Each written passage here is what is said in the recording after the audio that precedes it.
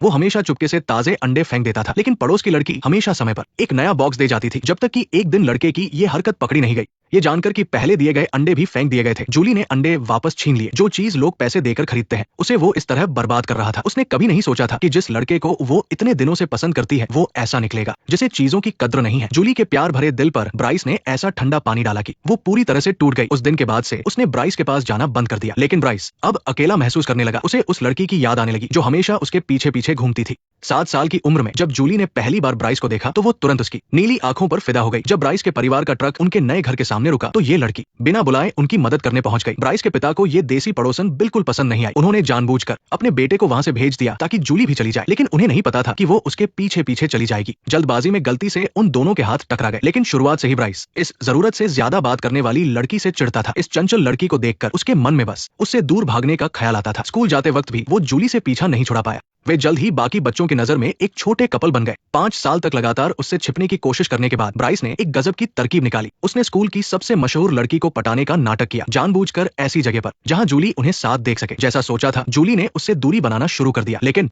बीच में एक दोस्त ने सब बिगाड़ दिया। ब्राइस के उस खास दोस्त ने ही उस लड़की पर डोरे डालने शुरू कर दिए और ब्राइस का सारा प्लान उसे बता दिया। उस लड़की ने तुरंत ब्राइस से ब्रेकअप कर लिया। ये सब जूली ने अपनी आंखों से देखा। इसके बाद तो वो खुद को रोक नहीं पाई और उसके और करीब आने लगी। उसे ब्राइस के कपड़ों से आने वाली तरबूज की खुशबू बहुत पसंद थी। वो सपने देखती थी कि एक दिन वे सच में साथ होंगे, लेकिन उसे बिल्कुल अंदाजा नहीं था कि उसका ये पागलपन ब्राइस को कितना परेशान कर रहा था। वो बस इस अजीब सी लड़की से दूर भागना चाहता था। जब से ब्राइस का परिवार यहाँ आया था, उसके पिता अक्सर खिड़की से जूली के परिवार का मजाक उड़ाते थे। वे उन्हें गंवार समझते थे और उनके बिखरे हुए बगीचे और उस जंग लगे पुराने ट्रक पर हंसते थे। उन्हें लगता था कि जूली के पिता एक ख्याली पुलाव पकाने वाले गरीब पेंटर है। ब्राइस भी इस परिवार को इसी नजरिए से देखने लगा था, लेकिन जूली को इन सब बातों का कोई अंदाजा नहीं था। जब तक कि एक दिन उसके पिता ने बगीचे में पेंटिंग करते हुए अचानक उससे पूछा कि वो ब्राइस को क्यों पसंद करती है। मुझे नहीं पता, शायद उसकी आंखों की वजह से। उसके पिता ने उसे समझाया कि किसी इंसान को सिर्फ उसकी किसी एक अच्छी खूबी की वजह से नहीं, बल्कि उसे पूरी तरह से अपनाना चाहिए। लेकिन उस वक्त जूली को इन बातों का मतलब समझ नहीं आया, जब तक कि उस दोपहर वो एक ऊंचे पेड़ पर पतंग निकालने नहीं चढ़ी। हल्की हवा के साथ धूप और ताजी घास की महक आ रही थी। तभी ब्राइस वहां आ गया। ये पतंग उसी की थी। जूली ने उसे भी ऊपर आकर इस खूबसूरत नजारे को देखने के लिए कहा, लेकिन उस नासमझ ब्राइस ने फिर से मना कर दिया। उस दिन से जूली को इस जगह से प्यार हो गया। वो घंटों तक पेड़ की डाल पर बैठकर दुनिया को निहारती रहती। ढलता हुआ सूरज कभी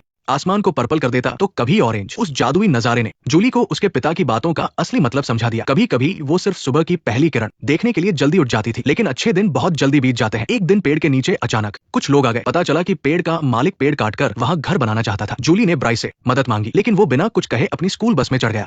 पेड़ के नीचे भीड़ बढ़ने लगी और यहाँ तक कि न्यूज रिपोर्टर भी आ गए, लेकिन जूली जिद पर अड़ी रही और नीचे नहीं उतरी। जब उसके पिता पेड़ पर चढ़कर आए, तब जाकर वो रोते हुए नीचे उतरने को तैयार हुई। पेड़ के जमीन पर गिरते ही जूली का दिल भी उस पेड़ की लकड़ियों की तरह हजारों टुकड़ों में टूट गया। क्लास में उसका पढ़ाई में मन नहीं लगता था। जिस ब्राइस को देखकर कभी उसकी धड़कनें तेज हो जाती थी, अब उसके लिए कोई मायने नहीं रखता था। उसके बाद से जूली ने पेड़ के पास बस का इंतजार करना छोड़ दिया। वो रोज अपनी साइकिल से लंबा रास्ता लेकर जाने लगी, सिर्फ इसलिए ताकि उसे उस कटे हुए पेड़ को न देखना पड़े। फिर एक रात उसके पिता उसके कमरे में आए। उन्होंने जूली को एक पेंटिंग दी और कहा कि वो पेड़ की उन खूबसूरत यादों को हमेशा अपने दिल में संजो कर रखे। पिता की बातों का असर हुआ। अगले कुछ दिनों में जूली का रोना धोना बंद हो गया। दुनिया को देखने का उसका नजरिया भी बदल गया। जब उसे जरूरत थी, तब जिस ब्राइस ने मुंह फेर लिया था, उसकी उन खूबसूरत आंखों के अलावा अब उसमें कुछ भी खास नहीं बचा था। जूली के दूर जाने के बाद ब्राइस को बहुत सुकून मिला, लेकिन पता नहीं क्यों जब भी वो पेड़ के लिए जूली को उदास देखता तो उसे भी थोड़ा बुरा लगता था। लेकिन दोबारा जूली के चक्कर में पड़ने से बचने के लिए वो उसे मनाने नहीं गया। तभी हाल ही में आए उसके दादाजी ने उसे एक न्यूज़पेपर दिया। जूली की वो पेड़ वाली खबर फ्रंट पेज पर छपी थी। दादाजी ने जूली की बहुत तारीफ की कि वो बहुत हिम्मत वाली लड़की है और उसे घर पर खाने के लिए भी बुलाना चाहते थे। लेकिन ब्राइस को लगता था कि जूली बस एक जिद्दी और सिरदर्द लड़की है जो हमेशा उसके पीछे पड़ी रहती है। लेकिन ब्राइस ने अपने दादाजी की बात पर कोई ध्यान नहीं दिया। शायद इंसान को किसी चीज की कद्र उसके जाने के बाद ही होती है। कुछ समय बाद स्कूल के साइंस फेयर में जूली को अपने अंडों से चूजे निकालने वाले प्रोजेक्ट के लिए फर्स्ट प्राइज मिला। वो उन चूजों को अपने बगीचे में पालने लगी। जैसे जैसे चूजे बड़े हुए, उनके घर में इतने अंडे हो गए कि वे खत्म ही नहीं होते थे। इसलिए उसने कुछ अंडे ब्राइस के परिवार को देने का फैसला किया। उस वक्त भी उसे ब्राइस से कोई उम्मीद थी, लेकिन ब्राइस के पिता को वे अंडे गंदे लगते थे, इसलिए उन्होंने अपने बेटे से अंडे वापस कर आने को कहा। लेकिन ब्राइस की जूली के सामने जाने की हिम्मत नहीं हुई, इसलिए उसने चुपके से सारे अंडे डस्टबिन में फेंक दिए। बस फिर क्या था, एक रोज अंडे देती और दूसरा रोज उन्हें फेंक देता। एक दिन जब ब्राइस अंडे फेंक रहा था, तभी जूली ने उसे रंगे हाथों पकड़ लिया। अपने बगीचे का मजाक उड़ने के बाद जूली ने अपने पिता से बगीचे को साफ करने की बात कही। पिता ने कहा कि ये काम उनके मकान मालिक का है, लेकिन पिछले 10 सालों से मकान मालिक ने कुछ नहीं किया था। ब्राइस के परिवार की बातें सुनकर जूली की मां भड़क गई। वो इन सबसे बहुत थक चुकी थी। वो खराब वॉशिंग मशीन, हमेशा खराब रहने वाला वैक्यूम क्लीनर और वो अंधेरा कमरा, ये सब उसके पिता के विकलांग भाई की वजह से था। अपने मरे हुए माता पिता से किए गए वादे की खातिर पिता अपने भाई को कहीं और नहीं भेजना चाहते थे और उनके इलाज पर बहुत पैसा खर्च करते थे। इसी बात पर पति पत्नी में जोरदार झगड़ा हुआ। जूली ने पहली बार अपने माता पिता को इस तरह लड़ते देखा था। उसे बहुत बुरा और गिल्टी फील हो रहा था, लेकिन इसी झगड़े से उसे पता चला कि उसका एक विकलांग चाचा भी है। रात के खाने के बाद पिता ने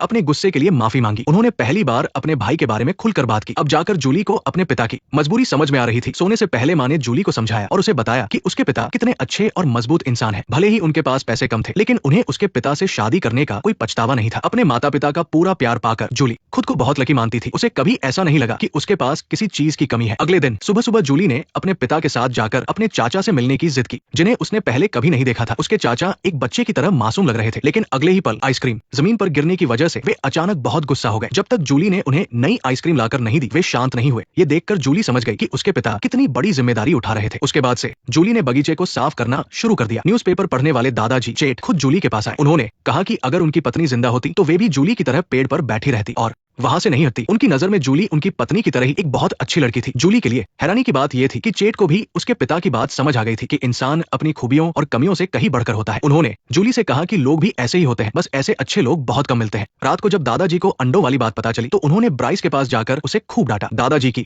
बातों से ब्राइस को एहसास हुआ कि उसकी हरकतों से जूली को कितनी चोट पहुंची है। अगले दिन उसने पहली बार हिम्मत जुटाई और अंडों वाली बात के लिए जूली से दिल से माफी मांगी। उसकी उन चमकती आंखों को देखकर जूली को आखिरकार सच्चाई समझ आ गई, लेकिन वो उसे परेशान करने लगा और दादाजी को ताना मारने लगा कि वो बाहर वालों की मदद करना पसंद करते हैं, बजाय ब्राइस के साथ बेसबॉल खेलने के। उसने तो जूली के विकलांग अंकल का भी मजाक उड़ाया और उनके परिवार के जीन पर हंसा कि उनमें कोई खराबी है। असल में ब्राइस के जन्म के समय उसकी भी गर्भनाल गले में फंस गई थी। वो तो डॉक्टर बहुत काबिल थे जिन्होंने उसे बचा लिया। ये सुनकर ब्राइस की रूह कांप गई। अगर उसे नहीं बचाया जाता तो क्या उसके पिता भी उसके साथ ऐसा ही रूखा बर्ताव करते? बाद में वे टहलते हुए उस कटे हुए पेड़ के ठूंठ के पास गए। जूली के उस पेड़ को याद करते हुए दादाजी ने अचानक कहा, कभी कभी तुम्हें कोई ऐसा इंसान मिलेगा जो बिल्कुल अलग हो और जब तुम उससे मिलोगे तो उसके सामने बाकी सब फीका लगेगा। दादाजी की इन बातों ने जैसे ब्राइस की बंद दुनिया में एक खिड़की खोल दी। वो सोचने लगा कि जूली असल में कैसी इंसान है। अचानक उसे एहसास हुआ कि उसने कभी उसे सच में समझने की कोशिश ही नहीं की। इसलिए उसने वो अखबार ढूंढा जिसमें जूली की खबर छपी थी। उसे पढ़ते पढ़ते उसे जैसे जूली के अंदर की वो चमक नजर आने लगी जिसे उसने हमेशा अनदेखा किया था। अगले दिन माँ ने जूली के परिवार को डिनर पर बुलाने की बात कही। सभी खुशी खुशी मान गए सिवाय उसके कड़क पिता के। न जाने कब से ब्राइस अपने आप जूली के बारे में सोचने लगा था। वो बार बार उस अखबार को पढ़ने से खुद को रोक नहीं पाता था। क्लास के दौरान भी उसकी नजरें जूली की तरफ ही जाती थी। उसे समझ नहीं आ रहा था कि उसे क्या हो गया है। क्या वो जूली को पसंद करने लगा था? लेकिन उसके दोस्त को लगता था कि वो सिर्फ अपनी गलती की वजह से ऐसा कर रहा है, सच में प्यार में नहीं पड़ा है। उसने तो जूली के परिवार की बीमारी का भी मजाक उड़ाया। ब्राइस उसे जवाब देना चाहता था, लेकिन उसके मुंह से हाँ में हाँ मिलाने वाले शब्द ही निकले। स्कूल के बाद वो पहली बार अपने दोस्त के साथ घर नहीं गया क्योंकि उसे एहसास हुआ कि वो दूसरों के मुंह से जूली की बुराई नहीं सुनना चाहता था। अब उसे समझ आने लगा था कि वो जूली से नफरत नहीं करता बल्कि शायद उसे पसंद करने लगा है। लेकिन उसे नहीं पता था कि उसकी और उसके दोस्त की लाइब्रेरी वाली बातचीत बुकशेल्फ के पीछे खड़ी जूली ने सुन ली है। ब्राइस के कुछ ना बोलने से जूली को यकीन हो गया कि अब वो उसे कभी पसंद नहीं कर सकती। शायद बड़े होने का सफर अक्सर टूटते सपनों के दर्द से भरा होता है, लेकिन इसी दर्द ने जूली को एक अंधे प्यार से बाहर निकालकर हकीकत का सामना करना सिखाया। ब्राइस की माँ ने मेहमानों के लिए बहुत प्यार से डिनर तैयार किया था। ब्राइस ने भी अपने लिए बहुत अच्छे कपड़े चुने। उसने जूली की तारीफ की कि वो बहुत प्यारी लग रही है, पर जूली ने सीधा जवाब दिया, मैंने सुना तुम लाइब्रेरी में मेरा मजाक उड़ा रहे थे, मुझे तुमसे कोई बात नहीं करनी। उसने उसे समझाने की कोशिश की कि उसने सिर्फ दोस्त की वजह से कुछ नहीं बोला था, लेकिन जूली का जवाब था। डिनर के समय ब्राइस के पिता ने बहुत ही अजीब तरीके से जानबूझकर जूली के बीमार अंकल की बात छेड़ दी। जूली के पिता ने शांति से जवाब दिया, लेकिन माहौल थोड़ा भारी हो गया। तभी जूली के भाइयों ने अपने पसंदीदा म्यूजिक के बारे में बात करना शुरू किया। ब्राइस के पिता अचानक चुप हो गए। असल में अपनी जवानी के दिनों में वो भी एक शानदार सैक्सोफोन प्लेयर थे, लेकिन कुछ कारणों से उन्हें अपना सपना छोड़ना पड़ा था। लड़कों ने जितनी खुशी से बात की, ब्राइस के पिता उतने ही शांत होते गए। इस पल ब्राइस ने शायद पहली बार अपने पिता को इतना कमजोर देखा था, लेकिन समझदार जूली ने उनके इस दिखावे को भांप लिया था। वो समझ गई थी कि अंदर से वो कितने खाली है। अचानक जूली को बहुत सुकून मिला। अब उसे उनकी बातों से कोई फर्क नहीं पड़ता था। डिनर के बाद वो ब्राइस के पास गई और अंदर आते समय जो उसने कहा था उसके लिए माफी मांगी और वहां से चली गई। ब्राइस को ये सब देखकर और भी बुरा लगा। ऐसा लगा जैसे अब जूली के दिल में उसके लिए कोई जगह नहीं बची है। और सच में जूली ने भी ब्राइस को भुला दिया था। अब उसे उसके बारे में सोचकर नींद खराब करने की जरूरत नहीं थी। कहानी में नया मोड़ तब आया जब स्कूल में हर साल होने वाली चैरिटी लंच नीलामी शुरू हुई। लड़कियां उन लंच बास्केट के लिए बोली लगाती थी जो लड़कों ने बनाए होते थे। जीतने वाली को उस लड़के के साथ लंच करने का मौका मिलता था। ब्राइस को इसमें कोई दिलचस्पी नहीं थी, लेकिन जब उसने सुना कि जूली भी इसमें हिस्सा लेगी तो उसने बहुत मन से एक लंच बास्केट तैयार की। स्टेज पर खड़े होकर उसे पूरी उम्मीद थी कि जूली उसके लिए बोली लगाएगी, पर उसे हैरानी हुई जब जूली ने एक बहुत ही साधारण से दिखने वाले लड़के को चुन लिया। ब्राइस का दिल पूरी तरह टूट गया। भले ही उसके सामने स्कूल की सबसे खूबसूरत लड़की बैठी थी, पर उसकी नजरें सिर्फ जूली को ही ढूंढ रही थी। उसे किसी और के साथ हंसते मुस्कुराते देखकर ब्राइस खुद को रोक नहीं पाया और दौड़कर सीधा जूली का हाथ पकड़ लिया। ब्राइस की इस हरकत से जूली डरकर भाग गई। उस दिन के बाद से जूली हमेशा उससे बचती रही। उसने ब्राइस से बात करना ही बंद कर दिया, जिससे वो बहुत परेशान रहने लगा। वहीं जूली की कहानी भी कम दिलचस्प नहीं थी। नीलामी से पहले जूली ने ब्राइस को भुलाने का पक्का इरादा कर लिया था, लेकिन उसकी दोस्त डोना ने उसे बताया कि वो ब्राइस के लिए बोली लगाने वाली है। वैसे तो जूली को इससे कोई फर्क नहीं पड़ना चाहिए था, पर वो फिर से परेशान हो गई। वो जितना सोचती उसे उतना ही गुस्सा आता। इसका गुस्सा बेचारी मुर्गियों पर निकला, लेकिन नीलामी वाले दिन जूली सोच में पड़ गई। वो अंडे बेचकर जमा किए हुए अपने पैसों को देख रही थी। उसने सोचा कि अगर वो पैसे लेकर ही नहीं जाएगी तो उसका मन भी नहीं भटकेगा। तभी उसके पड़ोसी ने उसे रास्ते में रोका और पिछले कुछ दिनों के अंडों के पैसे दे दिए, किस्मत जैसे जानबूझकर। जूली का इम्तिहान ले रही थी। जब उसने स्टेज पर ब्राइस को देखा तो उसका पक्का इरादा पल भर में डगमगा गया। वो सोच ही रही थी कि बोली लगाए या नहीं, तभी एक लड़के के लिए किसी ने बोली नहीं लगाई। दयालु जूली ने एक फैसला लिया, $8 और ये बास्केट। जूली बेकर के नाम हुई। ये कैसे हो गया? क्या मैंने इसलिए किया क्योंकि मुझे उस पर दया रही थी, या इसलिए कि मैं खुद पर भरोसा नहीं कर पा रही थी और मुझे तुमसे बात करनी है? तुम ये क्या कर रहे हो? वो मुझे किस करने वाला था? मुझे किस करने वाला था? मैं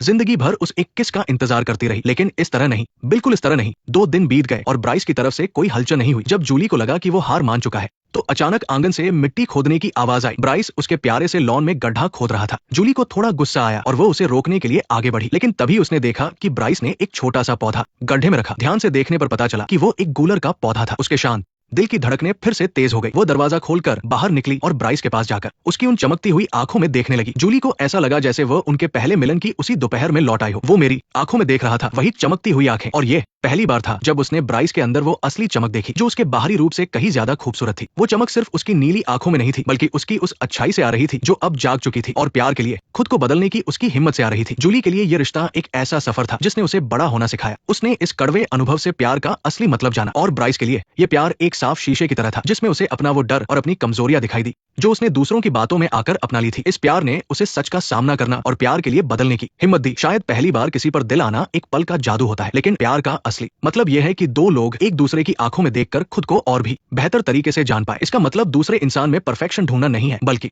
एक दूसरे के साथ से खुद को और भी निखारना है। जब जवानी का बचपना ढल जाता है तो जिंदगी में वही आंखें रह जाती है जिन्होंने हमें खुद को समझना सिखाया, और एक ऐसा साथ रह जाता है जिसने हमें सच में बड़ा और समझदार बनाया।